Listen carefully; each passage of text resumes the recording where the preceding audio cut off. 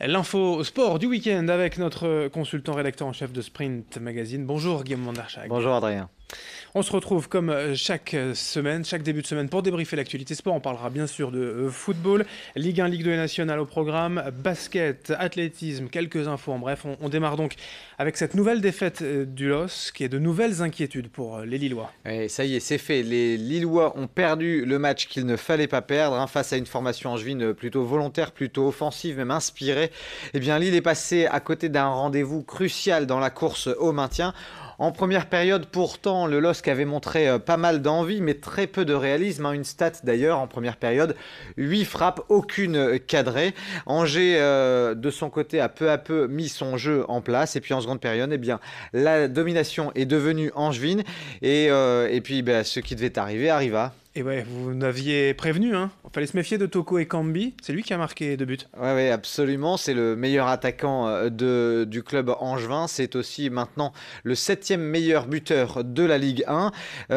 C'est lui qui a donc mis le feu aux poudres. Étonnamment laissé libre par les défenseurs lillois. Il a ouvert le score à la 72e minute.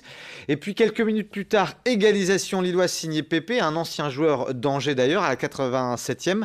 Un énorme ouf de soulagement pour les supporters lillois. Malheureusement, ce ouf ne durera qu'une petite minute puisque Toko Ekambi encore lui double la mise.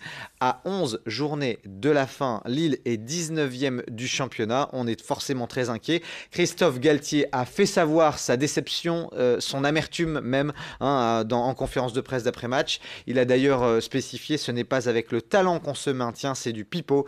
Les joueurs vont devoir impérativement se faire violence, aller chercher au plus profond d'eux-mêmes la détermination qui permettra à l'équipe de se maintenir. Donc on est dans une phase très inquiétante. Le LOSC est 19e, donc il est retombé dans la zone rouge. Metz n'est qu'à 8 points derrière, mais surtout, c'est les concurrents directs pour le maintien qui ont marqué des points, alors que le LOSC en a perdu de précieux samedi soir. Et on arrive dans le dernier quart du championnat. Il reste 11 matchs.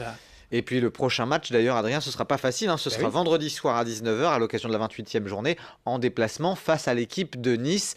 Et donc, on est vraiment en droit d'être inquiet aujourd'hui. Il faudra une réaction impérativement.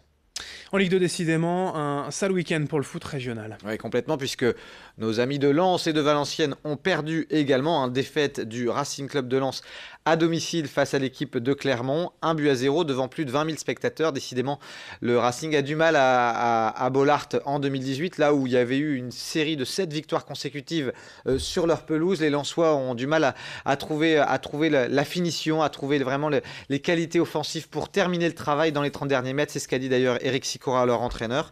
Fort heureusement, Tours, Quevilly, Rouen, Bourg-en-Bresse, Seniors ont également perdu ce week-end. Du coup, le Racing Club de Lens reste à la 14e place du classement.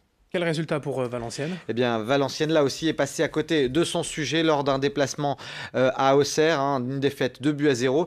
Le VAFC a encaissé un but dans chaque période. Valenciennes est 13e, 3 petits points devant Lens. Ils sont respectivement 13e et 14e, nos deux clubs régionaux en Ligue 2. Et puis c'est un peu mieux quand même en national. Oui, surtout pour Dunkerque. Dunkerque, qui, on le sait, a vécu un début d'année 2018 très difficile. Eh bien, les joueurs dunkerquois ont retrouvé quelques couleurs en allant gagner 1-0 à Chambly, l'équipe picarde.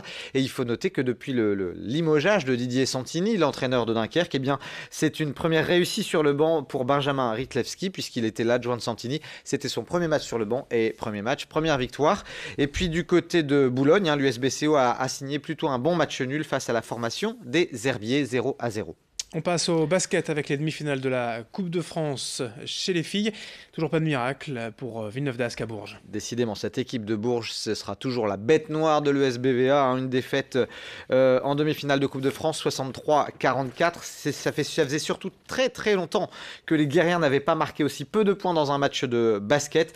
Mis à part Joe Gomis, 18 points à elle seule, les filles de Fred Duzard sont totalement passées à côté. Il était en colère, Fred Duzard. Il a même rajouté un entraînement aux filles qui a un petit peu contrarié les plans de certaines joueuses.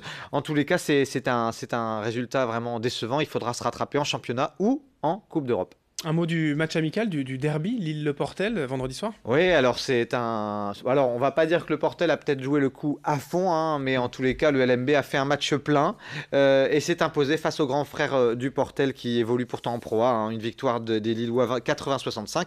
Et de son côté, le BCM Gravelines Dunkerque a affronté Ostende, là aussi une défaite 62-68, mais les joueurs de Gravelines étaient un petit peu diminués, hein, il n'y avait pas les principaux joueurs, notamment Céron qui n'était pas là. Allez, en athlétisme, résultat du cross, Michel Bernard à 11 ans. Oui, à 11 ans, avec une victoire de l'incontournable Hicham Briki sur le cross long. Hicham Briki, hein, on le sait, il brise sur tous les crosses de la région et il prépare activement les championnats de France qui auront lieu à Ploué.